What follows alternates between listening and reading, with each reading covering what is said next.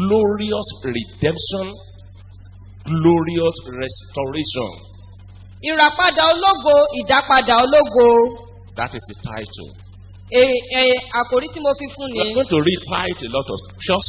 A máa ká ọ̀pọ̀lọpọ̀ ọ̀sẹ̀ ọ̀rọ̀ Ọlọ́run. As we read now from Isaiah chapter 35, A ó ṣíwèé Bíbélì wá sí Àìsáyà orí karùndínláàádọ́ta. the book of prophet Isaiah Àìsáyà chapter 35, orí ìkarùndínláàádọ́ta. I read from verse 8. Wọ́n kà láti ẹsẹ̀ ìkẹjọ. The highway shall be there, and a road, and it shall be called the highway of holiness. The unclean shall not pass over it, but it shall be for others. Whoever walks the road, although a fool, shall not go astray.